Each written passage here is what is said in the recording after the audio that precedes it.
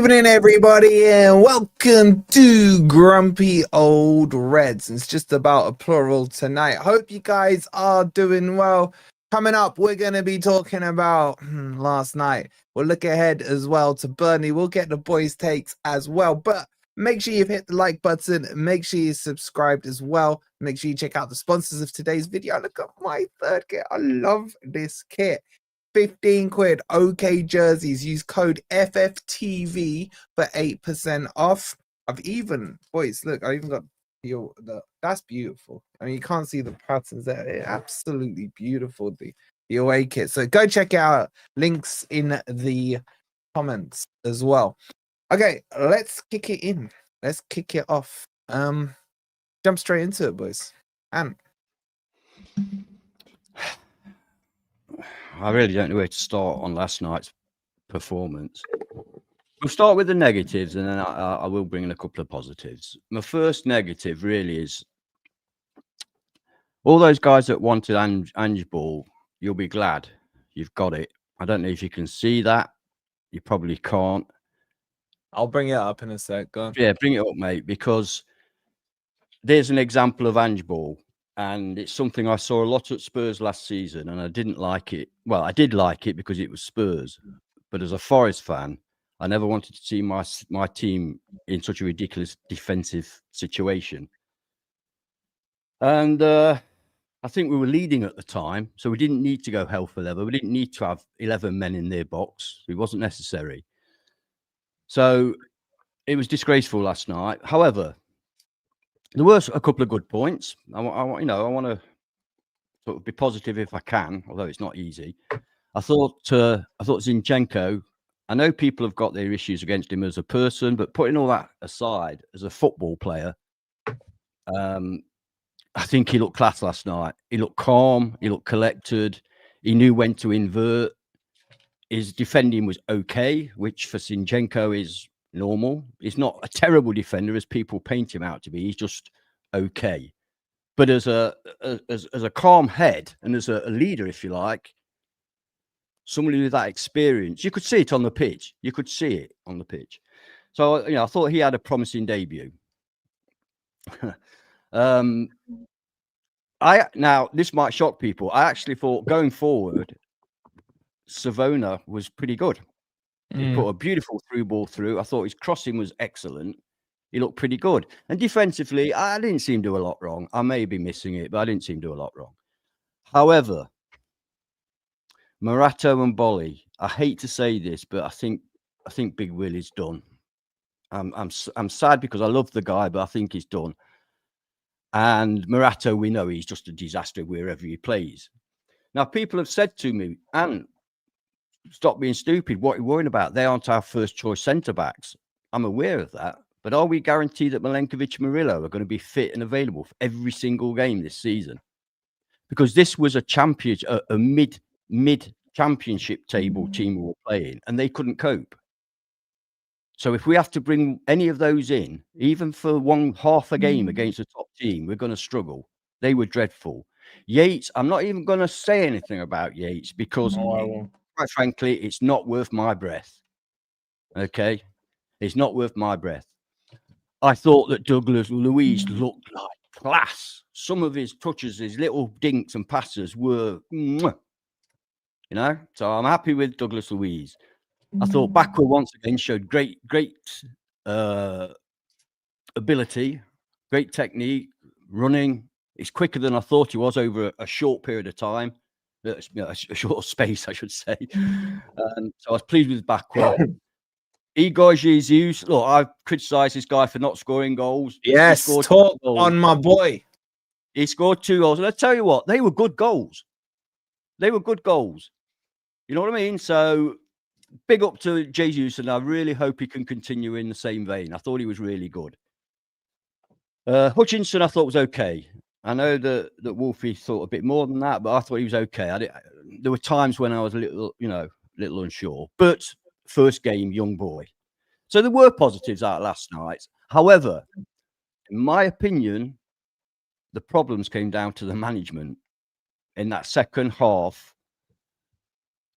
Both the subs, I didn't think were the best. and not done at the right time.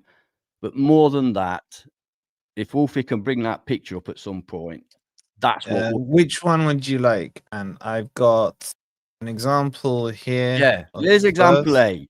Yeah, there's example A. We all laughed our bellies off of that. I've got and this example from last night. And that is not good. Goes into that one. Look at these guys on the left of your screen, all trying to get back. That's not good. We would not defend like that at any time under our previous manager. In fact, I'd go as far as to say, had Nuno been in charge last night, we would have won. We might have only won 2-0, and people would have been complaining. Yeah, here we go again. Look, on penalties.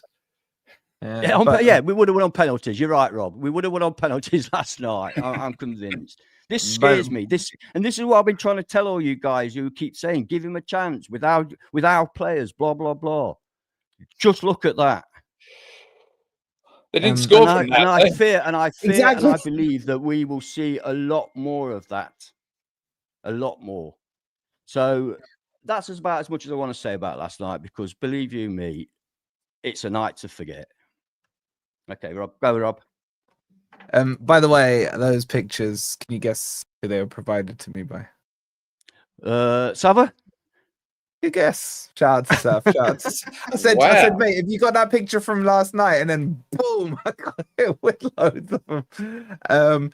Rob, I've just been bollocked by Jess, by the way, because evidently Hutchinson was fantastic and amazing last night. I thought he was very good. Just for bring Rob in. My bad, then. We'll break down his performance. Okay. All right, shut up. We've done your opening gambit, right? Let me catch up on the supers. Bring Rob in. Shout out to Daz with the 4.99. He says second game in charge, although not the result, but great to see Forest live. Come on, you Reds. Darren was down there. I hope you enjoyed it as much as you could have. You got to see 2 cracking goals though, Darren. Thank you for the 4.99. Big up to the catfish. 37 months. Out to you. Look, he's gone for another catfish picture. He's got the people's eyebrow going there and everything. Oh, what's the people's eyebrow there? Is that the corporate eyebrow? Shout out to Mark. And big up to Darren again. He goes, was our third disallowed goal offside or not?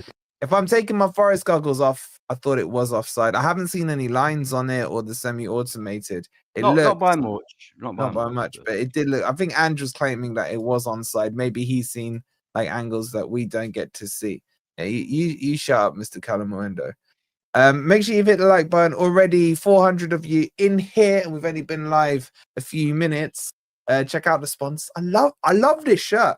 This is maybe top 5 away shirts already, even though it's third kit. It's beautiful. Use code FFTV on that. Shout out to Ross. He goes, you have to be kidding. We would never have even scored under reported Nuno, says Ross with the 4.99. I think I've deciphered the message correctly. Apologies if I haven't. Ross, shout out to you for the 4.99. Roberto, what are you saying, bro? Right. Firstly, I want to give a quick shout out to Jason and Sarah, big fans of the channel, who said hello in the pub this afternoon. Shout out to Jason. Always like it when people do that. Now, did they you know my thoughts about the League Cup. We had this conversation a year ago.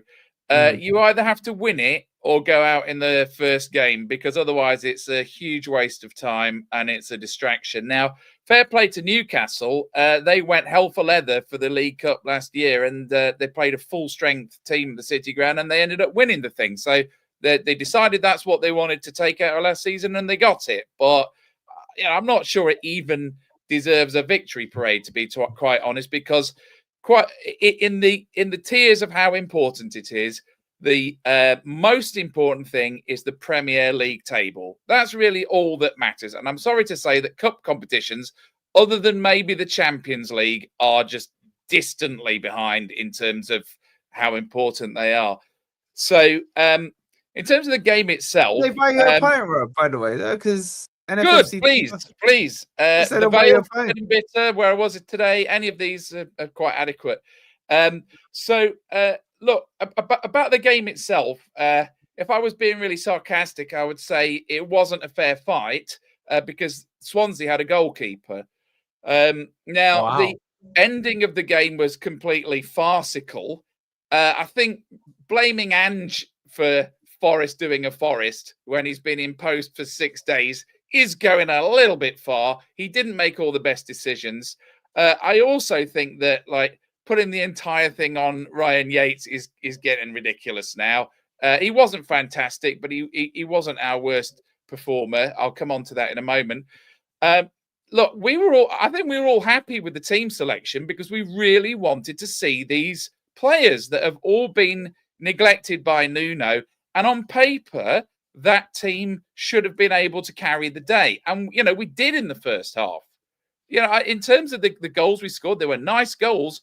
And Swansea didn't lay a glove on us, really, in the first half. They had a period about 25 to 30 minutes where they pressed us a bit, but they didn't get a shot out of that, right? So we looked in control.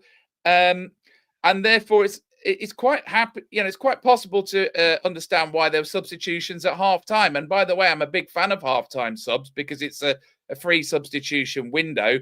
But I think then the in-game management, there are some question marks on that. So, the first thing is, why did Jaya Cunha come on for Morato and not for Bolly, right?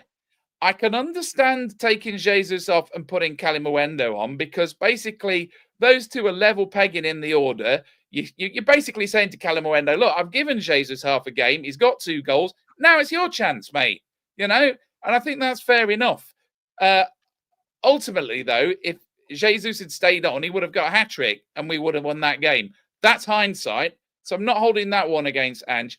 I think I think that we have look on the positives. We and Ange have learned a lot about those players from watching them in the game last night. We've learned, where we had no information at all, we've seen them in a game, right?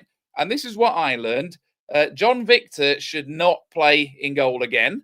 I don't know what it is about the cup competitions against lower league oppositions, but there seemed to be a graveyard of our Brazilian goalkeepers. And I would have thought that having a seasoned championship goalkeeper like Angus Gunn, he would have been perfect for that game, right?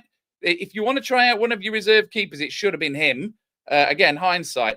On the other players, very quickly, Savona looked okay, but I think that what we learned from that is until Aina is back, the first choice fullbacks are Zinchenko and Williams, right? So that one is settled, I think. And in terms of the central defenders, I am now worried that we look a bit light, right? I think that based on what we saw last night, Jaya Cunha is the third choice central defender behind Murillo and Milenkovic, right? Now, but having said that, Bolly should retire. This is a season too far for him, right? We should not be conceding goals from set pieces if we had the original Willie, we haven't got the old Willie Bolly, we've got the old Willie Bolly now, right? If we a full power Willie Bolly should have stopped those crosses coming into the ball, and it was his guy that he lost that scored the free header for the goal from the corner. Sorry, but that was a mistake. We've let Carmo and Bindon go on loan, and we've sold Omabamidele, right? I would argue that if we had any of those 3 available, they would be better than Bolly and potentially better than Morato as well. So I think we've made some mistakes there. Now, the outfield players, I'm afraid to say I thought that McAtee and Gibbs-White were equally ineffective, right? Yeah. And I am actually thinking to say, and by the way, we should note that we finished that game with Gibbs-White and Hudson-Odoi on, and they were both rubbish, right? Mm-hmm. They didn't get us the 3rd goal, and if they were on form, they should have been able to. Now, so I would say that this pushes me more towards playing a 4-3-3, because if we haven't got an informed number 10, don't pick either of them. They're a waste of a slot, right? So in terms of those 3 midfielders, I think is obviously now Luiz, Anderson, and quite frankly, I'm waiting for Dominguez to come back because I don't really like any of the other options. Yates is a warm body to put on. He's not top tier Premier League material, but I'm not going to go in on him. Sangare is just good sometimes, bad other times, and I just think he's not going to make it as a long-term Forest player. I'm sorry to say, he's always doing just enough so that we don't give up on him. So I'm actually hoping Dominguez will come back soon, because I think his sort of terrier-like work rate alongside Louise and Anderson with their class, I think that could be a really good middle three, especially when Zinchenko and Williams are both good going forward, either side of them, right? And then in terms of the forwards, I think that Bakwa has done enough to start the next game. And then, honestly, I prefer Hutchinson or Ndoye on the left to Callum Hudson-Odoi at the moment, just because he doesn't seem to be in form. And then striker, I mean, I know I'm sort of going on to the Burnley preview bit now, but like... No, save that. We'll come to that. Yeah, he's made a real claim for that spot. Now, I mean, obviously... Who has, sorry? Who? Igor Jesus has made a real claim for that spot. I mean, the thing is, you'd always back Chris Wood to score against his old club. He did it last year, you know. But I would be thinking about starting with Jesus after that, because he wasn't just the goals, by the way. He got stuck in. He was just a good egg all around. He was all over that attack, and you felt his presence. And you know, so if we put the Brazilian test on, I think 2 of the Brazilians impressed last night, and 1 of them didn't. You know, and it's always interesting when you take people out of a championship-winning Brazil league side and you throw them up against the likes of Swansea. It's sink or swim, isn't it? You know, 2 swam and 1 sank. So, but yeah, look, I don't want to go into the Burnley thing yet, but we are shipping 3 goals a game at the moment, and our absolute priority above everything else, and I know it's not Ange's mentality, but we must keep a clean sheet next game. We must keep a clean sheet. We've got goalkeepers that can't seem to save shots that are straight at them, right? We've got problems in defence. You have to fix that first. You have to... If you have a run of defeats, you have to fix that first. We have to get a clean sheet next game. That needs to be the single most important direction. I disagree. Anyway, that's what I thought. But to be honest, I was actually embarrassed for Ange. I feel like the players let him down. I think, you know, it was a complete bozo last few minutes. And like when they hit the bar, I was thinking, oh my God, that's a let off. And then the guy just like volleyed it straight through the keeper like he wasn't there. I mean, in a way, I was like kind of happy I didn't have to watch a penalty shootout. You know, I was actually happy I didn't have to watch a penalty shootout. Can I address the McAtee thing? Because I'm a big fan of McAtee, and he was dreadful last night. I mean, he was dreadful last night. But I'm not going to bring it all down on one game for McAtee. I think it's a bit early to be binning him off. You know what I mean? I've seen him play far more good games than one bad game. But yeah, he was awful last night. He was the one I was most disappointed in, I would say. Do you know what I mean? The others, like Yates and that, and Morato, you kind of expect it, don't you? But I was hoping for a bit more. He had a great opportunity and he didn't take it. The one thing I would say is he was involved in the build-up for that second goal, which was class, by the way. And I'm not sure Nuno would have given us. Yeah, both goals. I'm not sure Nuno would have given us that second goal. That is the best goal we've scored in a while. So let's just cling to that little. It's the only goal we've scored in a while. But let's just cling to that little positive, because we had a flash of what we've been told Ange can do. I think that goal was almost poetry in motion. I don't care if it was against Swansea. It's the way it built up was absolutely... It was 19 passes. Did you know that? Yeah. You know, it had little Man City vibes to it. Do you remember the Man City one? Yeah. But I swear that Swansea are no Man City, are they? I hear it. But I said this to you earlier. That pass from Bakwa is gone so underrated. The vision, the pace of it, and he didn't do a high ball over. It was a low one. It was so beautiful. It was so beautiful. It was just. It was just also the energy he instilled into that move, because all of a sudden it was back and forth, and bang, he went for it, and the players matched up with him, which was great.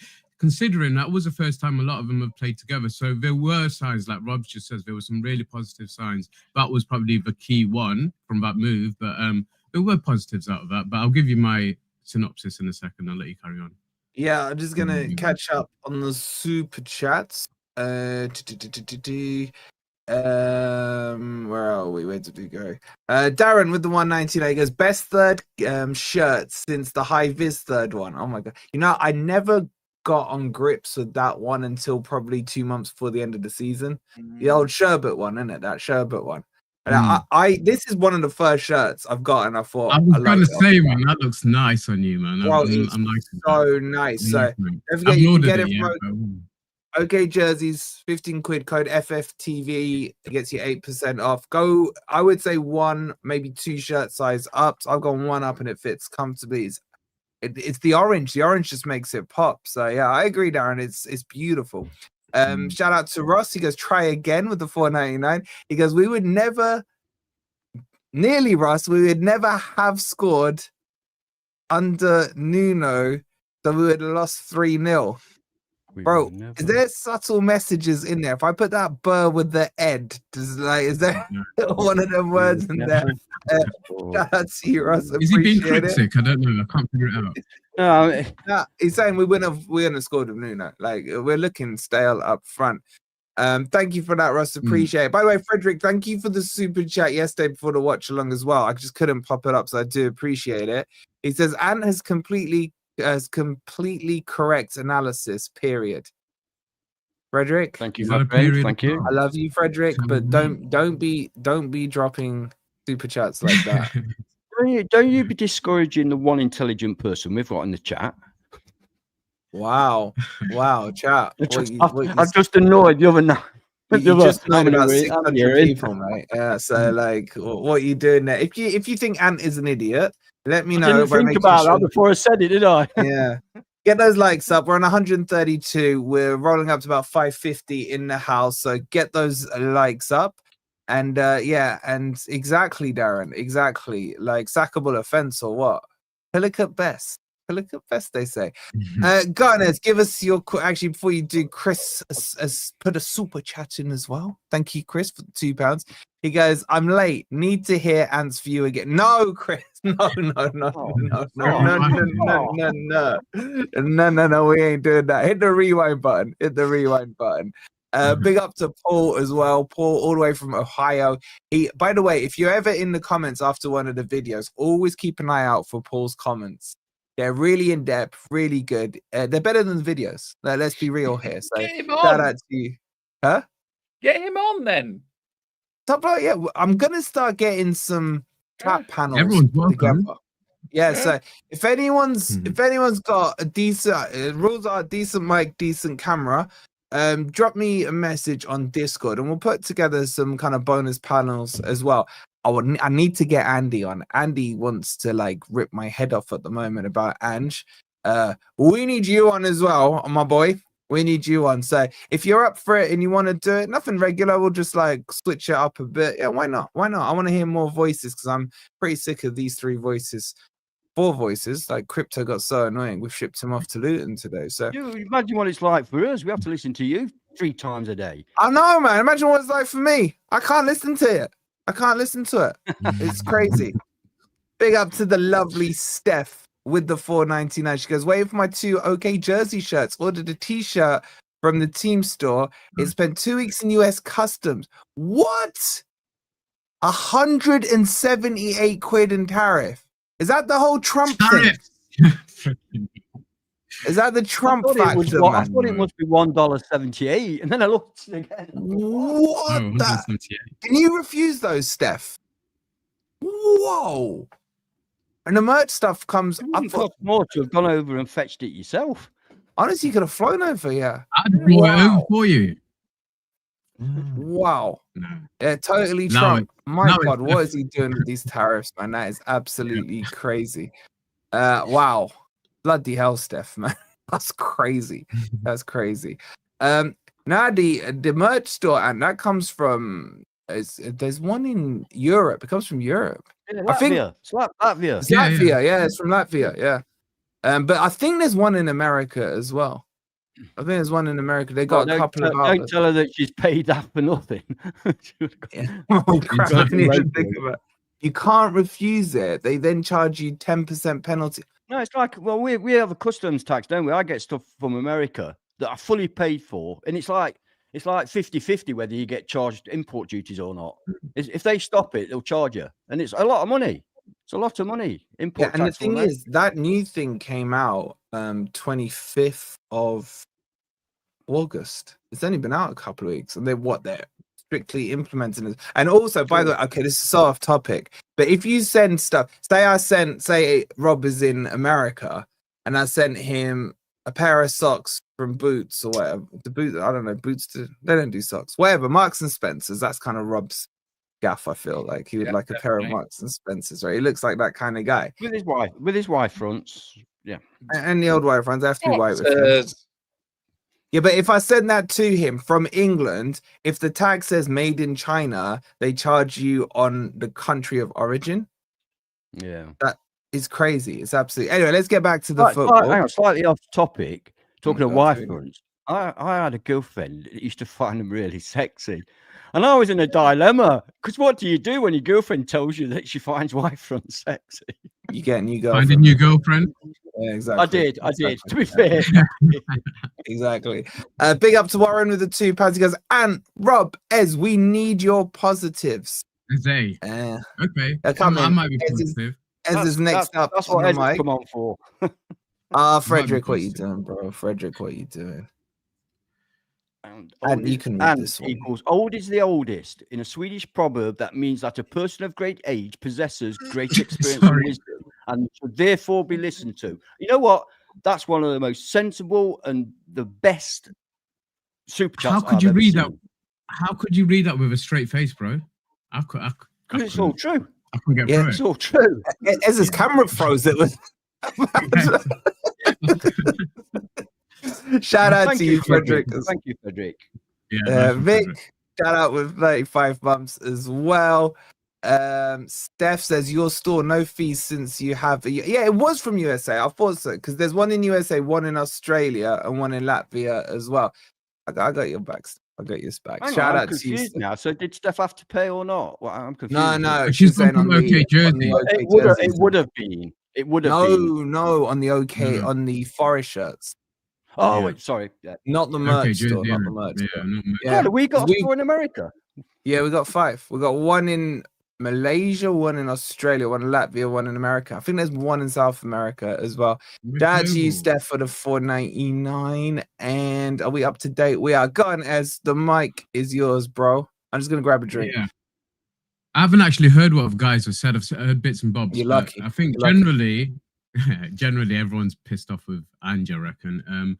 But yesterday, let's just take the way it happened out of it. I'm kind of glad we're out of the tournament. I'm not going to lie. That was the one tournament I wasn't bothered about at all. And I joked with Crypto a week or so ago when he says mad stuff on our group chats, as you guys will attest to. He said we were going to win the quadruple, and I said, no, we were going to lose to Swansea, so don't worry about that. And I'm kind of glad we're out of the tournament. It's just the way it happened. I kind of would have hoped they'd gone to penalties. I wouldn't have minded losing on penalties, but the way to lose it like that in the last in injury time, and we've seen it happen before as well. There was a lot of flashbacks from all sorts of games down the years for Forest, and against Swansea as well. I remember Pratley scoring a last-minute open goal against us. So yeah, a lot of bad memories from that. In terms of how we performed, first half was really positive.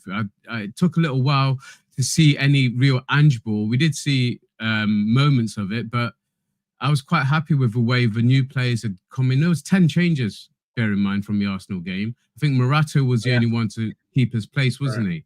And I don't think he played too badly, to be honest, in the first half. Jesus, I was really happy with the way he was contributing, linking up. Obviously took both his goals really well. First one wasn't an easy finish, and he slotted it in beautifully. And the second one obviously was set up in a fantastic move. So really good positives. I'm not against his substitutions at half time either, because I felt like he should have felt that we were comfortable in that game. And you can make those subs. If you've been 1-0 up, maybe you don't do it, but 2-0 up, Jesus, I think he did well enough. I don't think we needed to see too much more from him.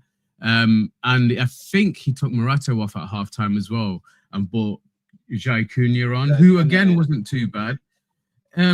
Again, it's another one of his capitulations. It was like, it reminded me of the West Ham game, injury time, late on in the game, concentration levels, energy levels, whatever it is. The substitutions didn't help. Their substitutions made a difference.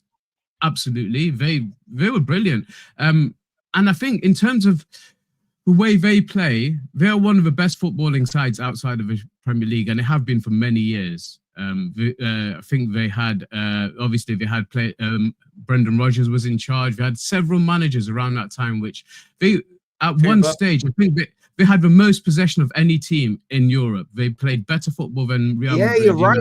I remember that. Can you remember? Yeah. If you look at how they played yesterday, there was no long balls. They were trying to play it out from the back. It gave us a chance to try our high pressing, and it worked at times. We saw us pressing them on the edge of their penalty area. So it was a good workout, and that's how I'm looking at that game. I'm not putting any pressure on that game. I'm honestly, in my mind, I'm treating it as a pre-season game.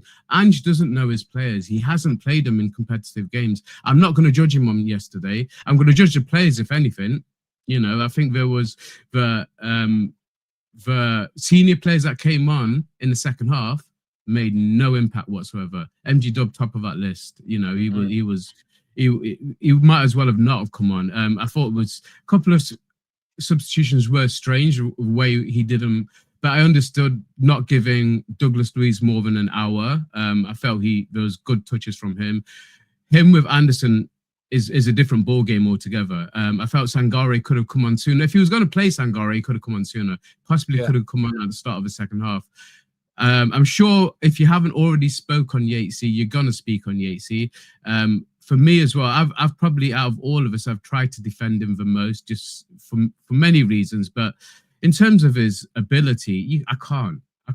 He's not at this level anymore, and he's not going to take us to the next level. I've always said, he usually steps up. He usually gets a challenge. He steps up.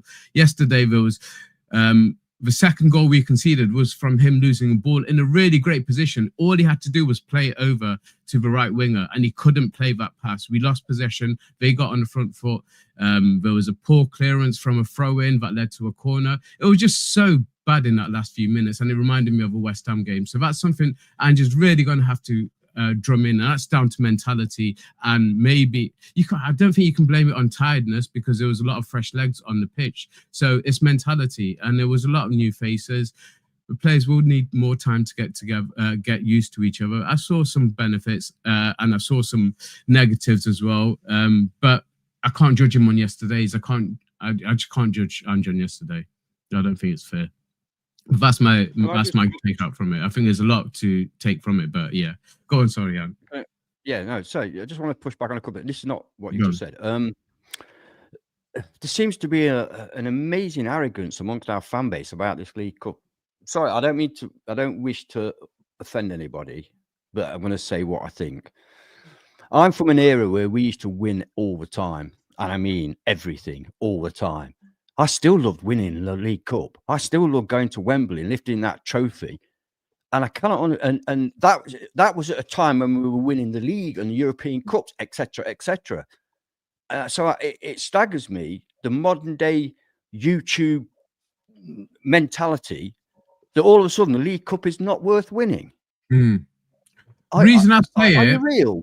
There are only four trophies that Forest could win this season. We're unlikely to get the Premier League. I think we've got a chance in the Europa Cup. We're less likely to win the FA Cup. The one where you've got a chance is the League Cup. And I find it amazing that we just dismiss it as if it's nothing. I would love to go to Wembley and watch Forest. Can I come back on that? I'm not finished. I'm still talking. All right, I'm waiting. I'm queuing it up. Okay. So I would love to go there and win a cup. And it goes on our history. It's another thing up on the board around the ground. It's what football should be all about, surely. And to just dismiss it as not worth winning, who the hell do we think we are? We've got 2 stars. Right. Okay, so I mean, I obviously when I was becoming a real active Forest supporter towards the end of the 1980s, I remember us winning against Oldham and Luton in those two League Cup finals, and they were massive at the time. They were massive, but that was at a time when English clubs were still banned from Europe, right? So the domestic competitions meant a hell of a lot more. Like, I mean, when Forest lost that, when Forest played that FA Cup final with Tottenham, that felt like the biggest game of my life. You know, back it was at 1991.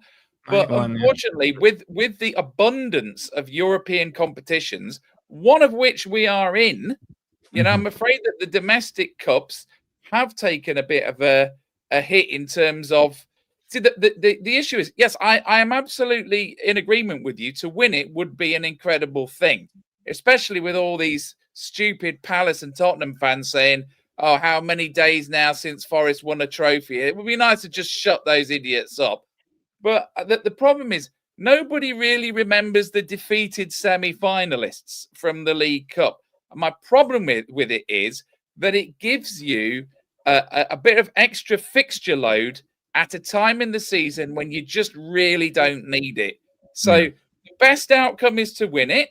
The second best outcome is to go out in the first game. And the worst outcome is to sustain a whole bunch of injuries. Rob, I don't disagree with any of what you've just said. But to celebrate us going out, for me, is wrong. Nobody's celebrating. Straw man. Nobody is celebrating. Try and make it seem better by saying it doesn't matter. You know, we can't this, we can't. We could have won that cup. No, but, okay, but and this is going to happen, Ange. This is going to happen a lot. Yeah, I've done it a few times. Don't you? Yeah, you did, didn't you? If we were deadly serious about winning the League Cup, we would have done what Newcastle did last season. And we would have had Sels, Murillo. Well, maybe not Murillo, but we would have had Sels playing last night. Milenkovic, Chris Wood. I don't think we need to go to that extent. We were playing a mid-table. We were playing a mid-table championship. I don't know. You don't need to go the other way and say we've got to have all our best players in. No, we have got a squad capable of competing in both the league and the League Cup. This is the mistake that big clubs always make when they get knocked out by lower league opposition. They say that team should have been easily enough to beat that lower league opposition. And you're always talking about a bunch of guys who have never played a game together. This is why we laboured against Exeter last year, because we threw out a whole B team that's never played together. So even though these are people who on paper should absolutely dominate lower league opposition, but they're people who are not match fit, or they haven't played recently, and they certainly haven't played together recently. So, you know, given all of that, I actually think that the first half was pretty good last night. It's how it finished. And you know what? That's what really bugs me is it finished like the West Ham game with 3 goals. Rob, let me put it in a nutshell. You know, last night, if after 80 minutes he'd have brought Milenkovic in that centre, I'd have said fair dues. Yeah, fair dues. But to be fair, he brought on Hudson Ndoye and Gibbs White, who were supposed first string players. Neither of them are in form, are they? What last night proved to us is, surely, like, we all agree our first choice back five, including the goalkeeper, is as good as there is in the league. But our backup is nowhere near good enough. 100%. Our squad is defensively not deep enough. Our squad isn't defensively deep enough to take on four fronts, and that's what I'm saying. Right. And I think this season to sacrifice, if we could have chosen to sacrifice any tournament, I think in agreement it is the League Cup, and that's not to disrespect the League Cup at all. Because like Rob, I grew up first tournament I saw us win was probably the Zenith Data over Simwad. I don't know, I can't remember which way round it came. And then it was 89 and 90 League Cup wins. I saw us go to Wembley and win every single time. And then to lose in 91 was an absolute heartbreaker. But I saw four finals in a row where we won every single one, you know, and how could I not become a Forest fan after that? And that's what, so I'm not disrespecting that League Cup whatsoever. But in this season, and this is the secondary part of what I want to say, we've got to give Ange some time, man. And he needs some free midweeks. coming out of the League Cup will give us 1 or 2 free midweeks because we are in Europe. Obviously, we are going to be playing Sunday, Thursday most weeks, but the weeks when we're not, we'll have a free week. He needs time on the training pitch. He doesn't need, we don't need, 2 games every week for the next 3 or 4 months because that's not going to help him get his message across. We saw signs of it yesterday, but he's still going to need time on the training pitch with these players. So I think it's I brought it's one not of the to signs up disrespect the earlier. tournament, but in a roundabout way, I think it's done us a favour. I just hate the way that we went out, and like Rob said, it reminded me of a West Ham game. The capitulation towards the end of the game. It's happened too many times in recent few years since we've been in the Premier League as well, and that's something he needs to address because I can't put that down to tiredness. Like I said, there was a lot of fresh legs on the pitch, especially when the senior players came on. But so he needs to get that mentality fixed and get his players understanding his system. But yeah, there was great signs yesterday. But going out of the League Cup for me is not going to make or break our season. Europe is where he's going to be judged on. Imagine we're in a European battle. We're in a relegation battle. We dump out of Europe in the league stages and we win the League Cup. Do you think that's going to be good enough to keep Ange in a job at the end of season? I don't think so. I think he knows he needs to win the Europa. I don't think winning the Europa and finish 17th would keep him in job either. Might not, but it'll get us into Champions League. So as long as he's got us to that next stage, which I kind of mentioned a couple of shows ago. I'm not. But I think that's a moot point. I don't see a scenario where if Forest are languishing around 16th, 17th, that he survives. No, I agree. I agree. You know what I'm saying? We won't get to do the hindsight thing that the Spurs fans are doing because he will go and someone else will come in and they can continue in the Europa League. You can't risk it, can you? You can't risk a manager dumping you to 17th. Risk the fact that he might win a cup. Because let's be honest, any manager can fluke a cup. It happens all the time. Yeah, but you don't want to do what Spurs did Man United and sack Mourinho before the final, do you? You don't want to do that at the same time. Yeah, but that was Spurs' what's that? What's those 3 PSD?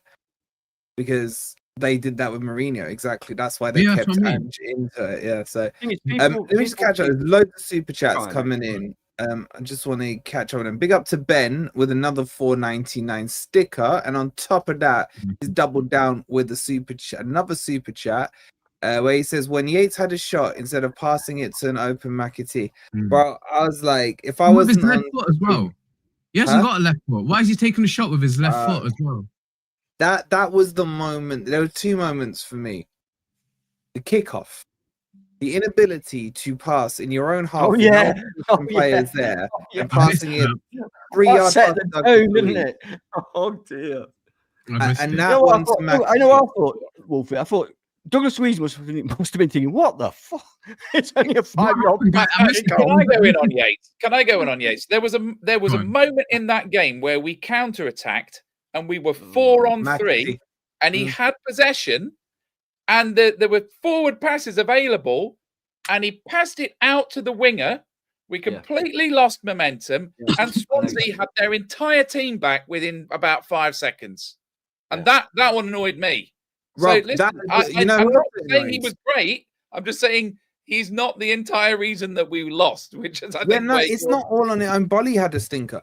But you know who else that annoyed, Rob? Was McAtee. McAtee was in the freedom of the pitch there on the left, and he literally did this as it went for. I don't know if you guys clocked onto it, but he was like, that's like the beef between him and Yates. My God, man, I'm tongue in cheek here, but it was 2 easy passes to McAtee for a professional footballer to make. He hasn't got that forward vision.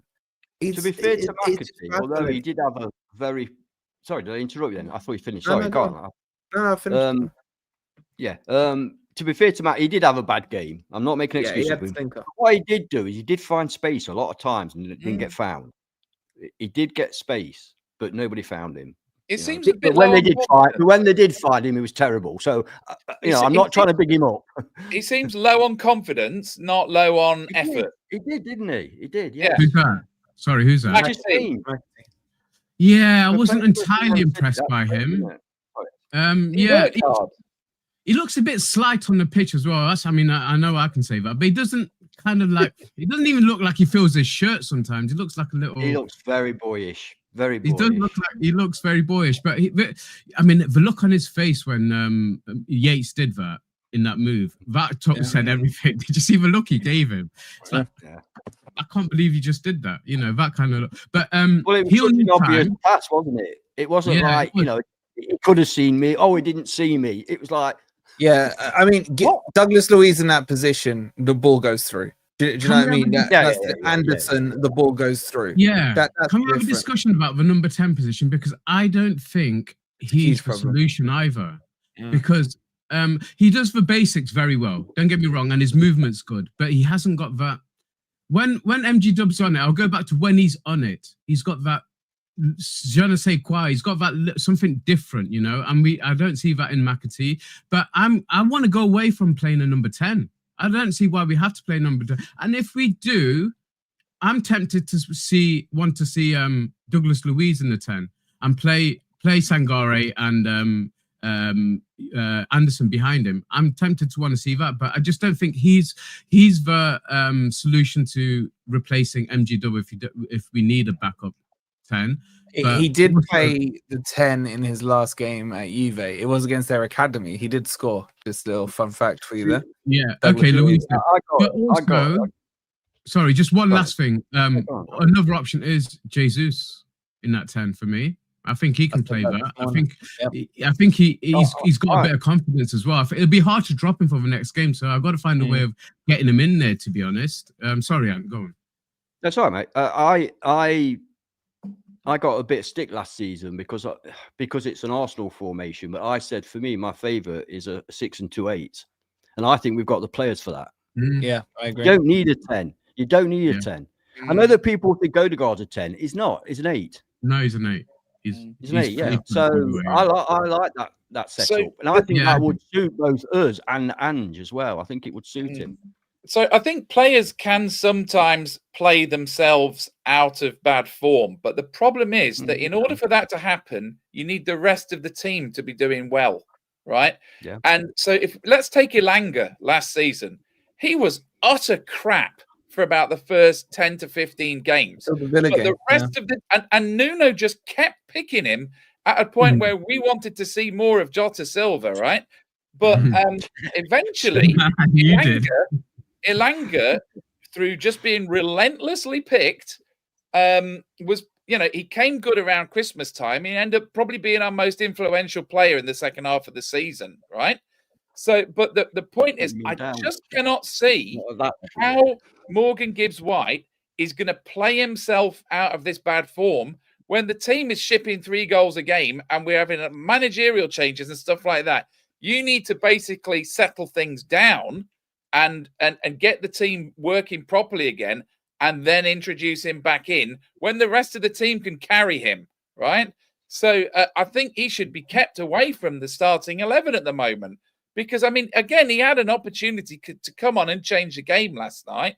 He was anonymous, and he did give the ball away. He was giving, I was thinking, here he is again. Let's count the number of times he gives the ball away. And I lost count at about 3. He was still doing it against Swansea, I mean, and not to make excuses for any, but we don't know what's going. I mean, it seems like the way he's playing, it seems like he's got something on his mind, and it might be something that's away from football. We don't know. Kids, we don't know. But it just seems like his mind's not on the game. That's definitely the case. He doesn't seem involved. Disinterested, man. Yes, but that's 3 games. He hasn't put his mark on any of them in a positive. I think you're right. Way. I think you're right. That's the difference with McAtee. So McAtee has come up a little bit short in terms of what he's tried hasn't come off. He's made some mistakes, but he's trying. He's really trying to impress and to justify his fee and to make a difference. So he looks a bit low on confidence, but he seems to have a sort of hunger. Whereas like Gibbs-White, he just seems lost at the moment. He really seems lost. And I think it's because Elanga's gone is part of it, because a lot of his job last season was just to hit passes to Elanga, hit amazing passes to Elanga, which he did do on many occasions. And Rob, he had a bigger range to play with because he could hit it into the space. Yeah, knowing Elanga could run onto it. And Rob, Neil Webb once said to me that he wouldn't have had a career if it wasn't for Franz Carr.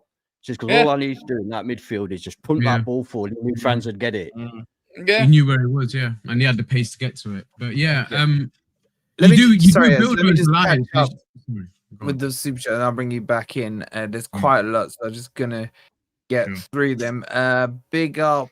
Who was the last one we did? We did the 8th one. Big up to Dazza with another $4.99. Thank you for your generosity. He says, "Our playing out from the back looked dodgy at best." I didn't think it was that bad, if I'm being honest with you. But with the caveat that you had Bolly and Morato, who I think me and Rob could play out better than they can. I just think with Murillo, I think Murillo will be really good at playing out the back. And the goalkeeper. Milenkovic, I'm The not sure. goalkeeper I looked a thought bit. the goalkeeper's feet were okay. Yeah. I thought he was I There okay. were a couple of occasions when That it was wasn't a problem. last. Yeah, but breath. and that's his style. That's what he got Yeah, brought okay, up that's at fair enough. Botafogo to force fair a enough. higher press to create more space. It Understand, looked but Yeah, I can I get that. say, I get You know it. what? Actually, Bolly Not good for the didn't heart, though, look is it? no. Bolly didn't look that bad in possession. He looked Yeah. bad out of possession. He And defending, he gave away what should have been a penalty. He didn't win any headers. He was in the wrong place at the wrong time. He was mistiming challenges. He should have gone off at half time. I think the Yeah. fact that Morato, who was having like a sort of 5 or 6 out of 10, was taken off, and Bolly, who was on a 3, was left on. That was the one big mistake by Ange last night, and it I cost think us that's in more the of a final cautious minutes. decision, though. Rob, sorry, It cost us in the final minutes because, again, even let's say even if Bolly still had it, has he got 96 minutes of it? Because that's what he was asked to do last night. He shouldn't be playing 96 minutes of football, not But against championship players who are like 10 years younger than him. I think a bit of a caveat to that has got to be and Murillo. I'm going to say something about Murillo. He's a tank. He reminds me of Jared Bowen at West Ham. If he gets injured, he's not going to be out for long. So I do expect Murillo to be back this weekend. But as a caution, he had to take Morato off at halftime because if Murillo's not back, then Morata's going to have to play. Who are you going to put in? Are you going to put Jaya Cunha in? Yeah. Potentially against Burnley, you could Cunha. potentially get away with it, actually. I don't think he played too badly actually when he came on. He had a bit of a run as well. I think you raise an interesting point, Ez, because Jaya Cunha is a right centre back.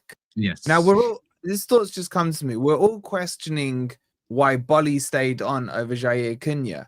Is it that they think that maybe Murillo won't be fit in time for Burnley? So that's why, because if you notice, he played on the left-hand side. Yeah. So are they testing that for Burnley in case he doesn't make it for Burnley? Jair Cunha, can he play on the left-hand side? And even longer term, are they protecting Morato's fitness for that as well? Oh, don't say that. Well, don't say it that. seems to Right, be I've got one more super chat. Sorry, one more super chat. And with the £10, sorry, you have to share a name with another ant, but appreciate it, bro. He says more positives than negatives. Backward must start. I could do a whole 2-hour show on Backward. By the way, if you have not seen the interview I did with Antonio, our expert young scout player analysis, shout out to him. Make sure you subscribe. Mark, do me a massive favor. Chuck his YouTube channel in the comments if you don't mind. Everything he said about Backward either confirmed what I said to you guys or he went further. And I saw so much of it last night. So make sure you check that out. If you want a full breakdown of what we're getting with Backward, check that out. So, sorry, Ant says there, Backward must start. Zinchenko was very good inverting at fullback. I agree. Jesus, prime poacher. Also, I think Gibbs White will come good with Louise and Anderson back up and concentrate on press and attack. Shout out to you, Ant, with the $10 there. Sorry, as I interrupted you. No, some very good points there, and I do want to touch on a couple of those as well. Just bring that back up for a second, please, that super chat, because he made a good point about Zinchenko, and we were talking about how we're playing out from the back. I felt Zinchenko really helped that. He's obviously used to playing as an inverted fullback, and I haven't got a problem with him as a player. My problem is with his politics, and let's not go into that. But as a player, he's fantastic, and I think he will bring other players along the way. I think at the moment he's going to have to be one of the first names on the team sheet, actually, with Aina being out, and I think he can educate Williams to play that position as well. He played really well backward. What I don't want us to do is overhype him because he's Too got late. a hell of a lot of. Bit late No, for no, that. I know. You should have told me that in the summer before we signed him. He's got a hell of a lot of potential. I want him to still be our secret weapon. If we hype him too much, the others are gonna know about him. Keep him Too under late. wraps a little. Wolfie, you're gonna ruin it for us, man. Let him be our secret weapon. But he's brilliant. He's really he's one player that's getting me off my seat. And we haven't even with my bad leg, I'm getting off my seat watching him. He's a fantastic prospect. Yeah, I think he's got no fear in him.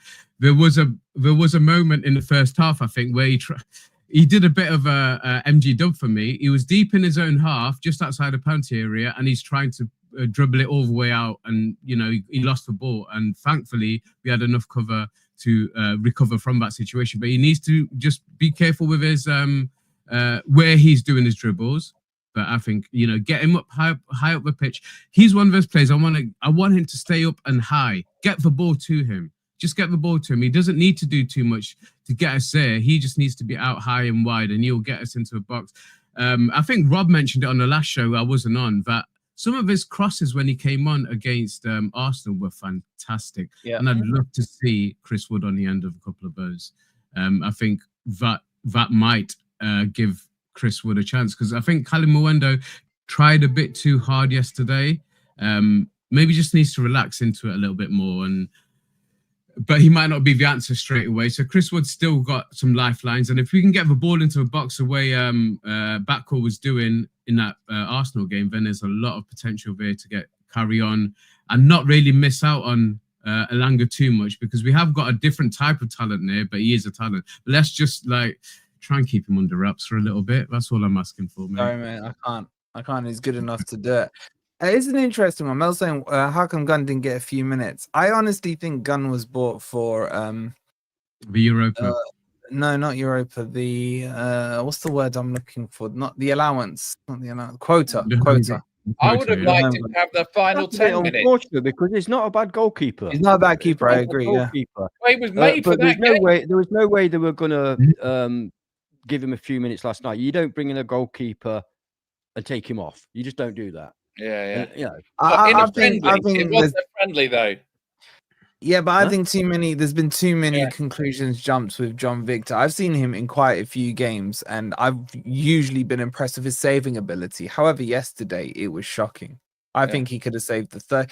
The one is that, a bit harsh, isn't it, to judge a player on one game? It is because look, he was very silly. You know the one where Yates didn't close the cross down. I can't remember. Was that the second or the first one? I think it was the second one. Yeah. He'd already dived, thinking it was a cross. Sorry. Do you know the one I'm talking about?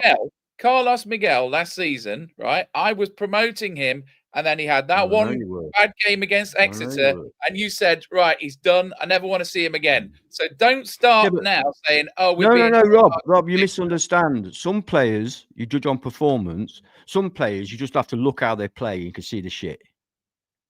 Soon as they come on, like a great player could come on, you don't have to see him play. He gets the ball once, and you think, yeah, he's the man. Like I thought with Lars Bohinen, for example. Other players, you say, okay, I could see something there. Yeah, but with Carlos Miguel, I didn't see anything with John Victor or John. No, I didn't. I honestly didn't. I thought he was shaky when he had the ball at his feet. I mean, that's Wolfie that's promoting John Victor. I'm just saying about Carlos Miguel. They both had the same credentials, right? I mean, John Victor was the number one for Botafogo, and Carlos Miguel was the number one for Corinthians. They both come with the same sort of level. Miguel had only had about a very few amount of games, hadn't he? This is true, but he was very highly rated when we brought him. He was the first choice for Corinthians, and they didn't want to let him go. So, they've got a very similar background. Evan's right. This is the main difference. Miguel can't kick. Miguel and Ricardo told us that. I don't know why. This is his kick. John's kicking yesterday was just as bad. He looked nervous every time. He was taking too long to make his kicks. Amount of times it almost closed him down. I was nervous whenever he got the ball. That's how he was trained to play at Botafogo, bro. That's what I'm saying. Look, it doesn't. It's a bit of a mute point because Sels is always going to play, isn't he? This is This the is the thing. Well, I thing. mentioned So that as he well. screwed himself. For me, he screwed himself because he's not going to get an opportunity to play unless maybe when we get to the FA Cup in January. So he could have had a few games, but for me, he didn't do anything that made me want to think that we've got a backup goalkeeper. We haven't got a backup at the moment because I haven't seen Angus Gunn play for us. And I'm sorry, John, if Sels gets injured, we're back to square one, mate. As far as I'm concerned, I don't think we've got Can any I backup. It's just been an issue since December, man. It's like on, Mm. off. As in, like, I know Sels has been brilliant. I'm just saying we've always feel like at some point in the season we're talking about one of the keepers. It's just since Oh, yeah. December. Yeah. Yeah. With I've seen a lot of comments saying like, "Oh, Sels will be out. He's no good with his feet. Sels will be out. Ange likes a player that can play with feet." There's nothing wrong with Sels's feet. The only issue we've had is that he was obviously under instructions to kick the ball long under Nuno. So I think people judging him and saying, "Oh, he's no good with his feet." How do you know? I've seen him with his feet. He's okay with his feet. Not only that, but Sels has had a whole season of playing with that back line, so his communication ought to be pretty good. When it was really bad was when Matt Turner was bought and thrown straight into that system, didn't know any of the players, and my God, it was hard. He didn't need to continue after when Matt Taylor was bought. No, I know, but the thing is, he was bought and he was thrown straight into the team and asked to play that way straight away with a bunch of people he didn't know, so that made it even worse. Whereas I would say that Sels has got good communication with those guys in front of him, and it ought to be all right. Kenya and Victor have played together plenty. Cunha and Victor, yeah. No. People have to remember it's not just down to the goalkeeper. The back four, when they pass it to him, they have to be good passers in the right place. Not give it to him dead fast at knee height where he's got to control him. No, the back four must give the goalkeeper every opportunity to be able to control the ball and look and see where he's going to play it. And also, they have to make themselves available. So it's not just the goalkeeper. Yes, they do.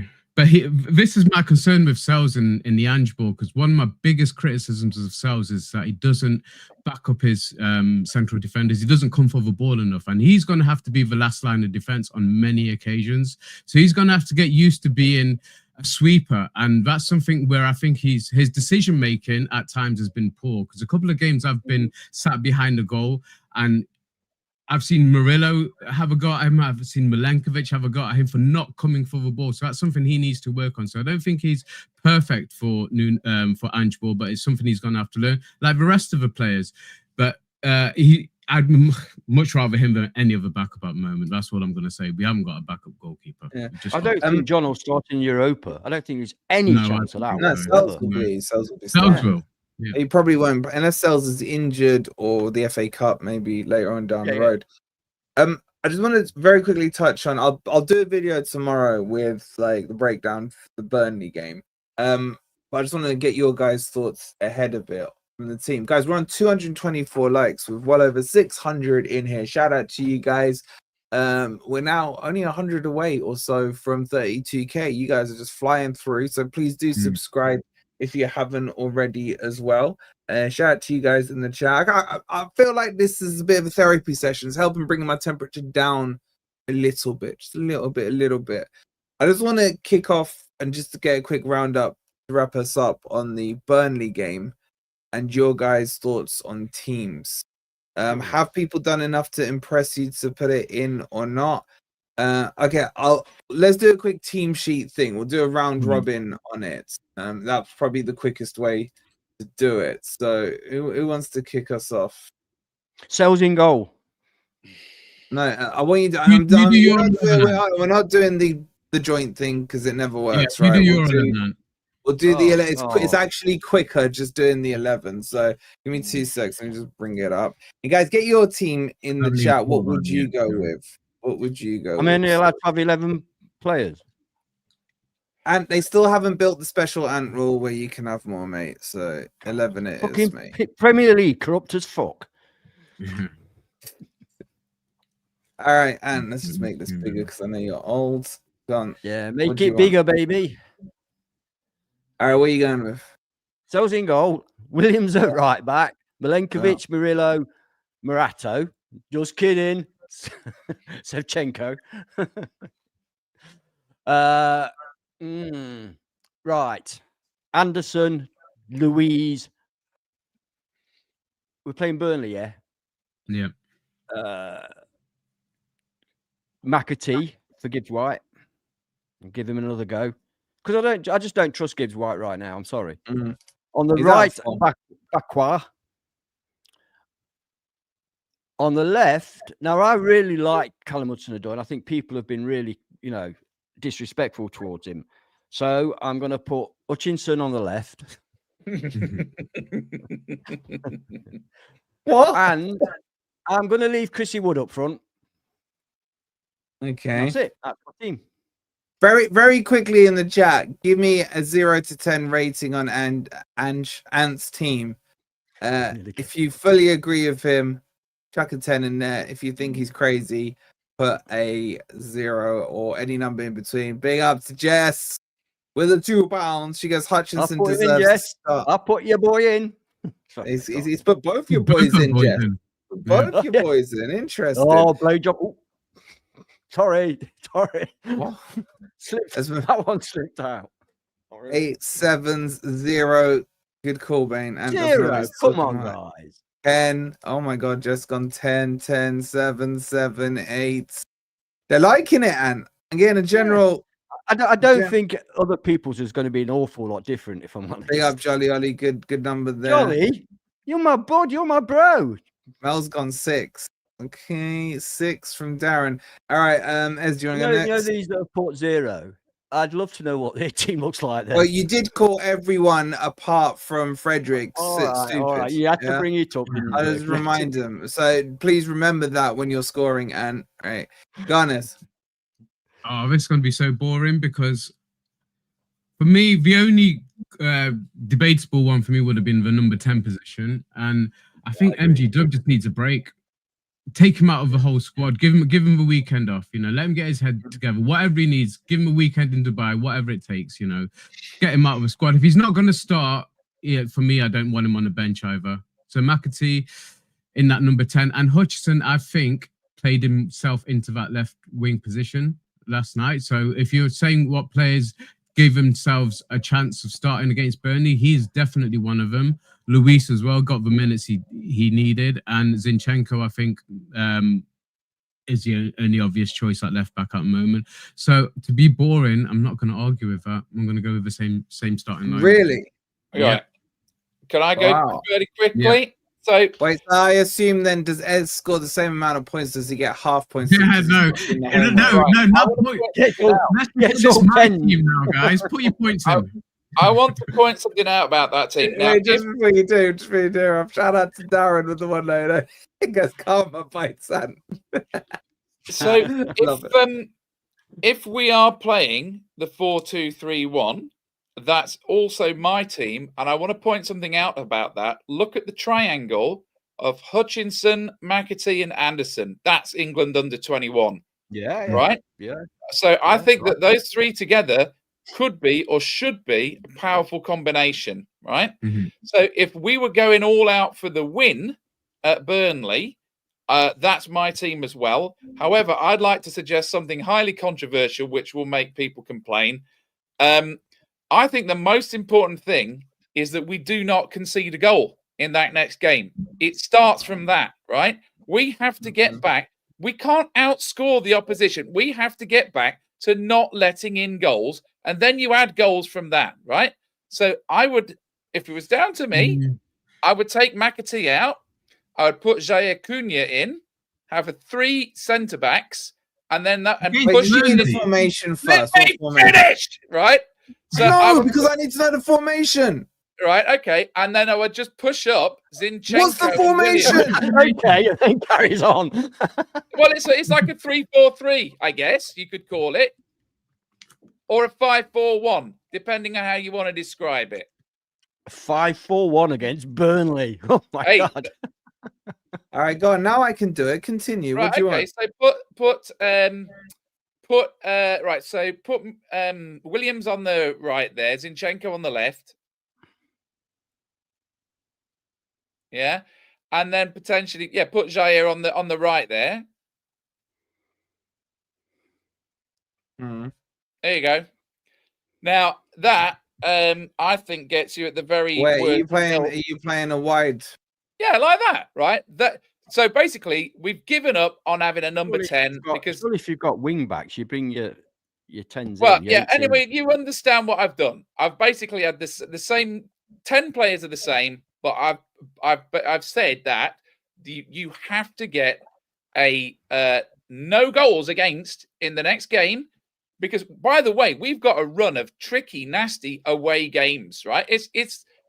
Ange has got about one home game in his first 6. I don't know how it's worked out. Away. First 4 games are away.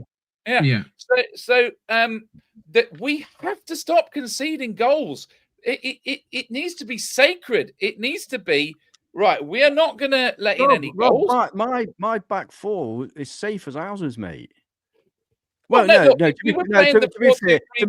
be fair, you also said you'd pick that. If we were playing the 4-2-3-1, then that's what I would go for. But I have to say that the 4-2-3-1 isn't really working at the minute, is it? So let's try. If we were going to try something different, that for me is a bunch of players that are in form and are in their best positions. So is that your final answer, Rob? This right. That's my choice. Okay. Let me just go back on my one. Let me just go back on my one then. Just what you do. Chat 0 to 10 on Rob's team. Get in. No, I want to put it in a poll because I'll make a slight tweak to mine just to back up what I was actually saying earlier. That I find it very hard to drop Jesus after that performance. I'm going to take out McAtee and put Jesus in that 10 slot. And now you want to change it. Yeah, I just want to make a slight change. So we've got 3 options for you guys to choose from. It's going to be bad anyway. That gives us. So you're doing. What you playing Wood?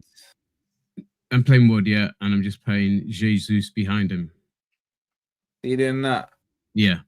Yeah, I don't have by the way, I don't have an objection to that at all.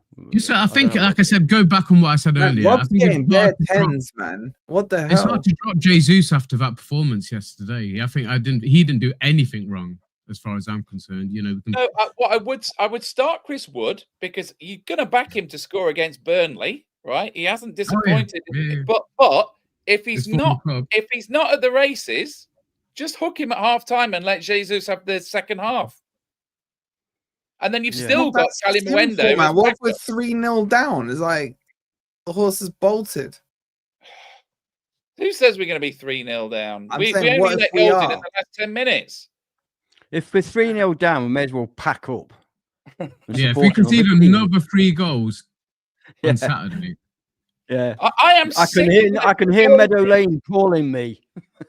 Honestly, I'm sick of letting goals in. And if we get to the end of the season and we look back and I remember when we got that 0-0 at Burnley, wasn't it boring? But that's when the season turned around. In all seriousness, our defence should be able to cope. With the players we have. Look at that back 5, including the keeper. There's no weak link there. Well, the back 5, except maybe I love Williams, but I do prefer him on the left.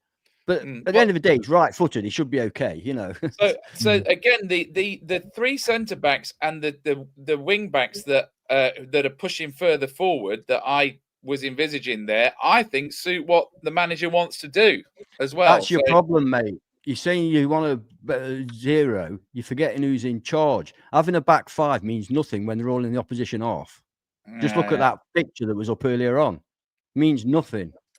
Yeah, but I don't know. I mean, do we think that Jaya Cunha's fast? Yeah, look at that. Back 4 or back 5. It don't matter, mate. They didn't score, though. They didn't score. We got away with that. Can I just have one pushback on that? Because that's one bit I did catch. Because I heard Ant saying that would never happen under Nuno. I'm sorry, that reminded me of the freaking Villa game last season at Villa Park. But you got to remember, my memory that's true. Selective. But that's why I've got to remember. That's why I had to write it down. Selective, so you got to be fair. Selective, yeah. Honestly, if you lost 3 games in a row, conceding 3 goals each time, you treasure a 0-0, especially away from home. No match of the opposition. I don't care how good people are on paper. We have to stop fucking losing and letting goals in. All right, so Rob, would you rather draw 0-0 or win 4-3? I will be disappointed with a draw at Burnley. I think that a squad of our quality should not be going if to the team Burnley was hoping for flying, goal. if the team was flying, but anyway, that's just my view on it. Rob, would you rather draw 0-0 or win 4-3? Oh, don't be ridiculous. That is I am going to be ridiculous. Okay, so we are basically going to go into a shootout with Burnley, and we're going to outscore them because we're playing so fucking well. I just don't agree. Kevin Keegan settings. It is easier. It is easier to stop goals going in than it is to create goals, especially away from home. Not when you've got 11 men in the opposition box, it ain't. Darren with the 199, he goes, Jesus must start. I think he's earned a position after that performance yesterday. Thank you for the 199. Have you guys noticed? Why is it every time when we have those periods of capitulation, we always concede 3 goals? Yeah. Yeah, it happened against Man City in that first season, against Arsenal in that first season, like I say, Villa last year. And Bournemouth, man, that was the first season back as well. Yeah, 3 goals. It's always 3 goals. Were we 2-1 up in like one or both of those games as well, or something? Yeah, probably, yeah, because a lot of 3-2s, weren't there? Surprisingly, the poll is 26% of the vote. Boo. Rob, 29% of the vote with a back 3. Oh, sympathy votes come out.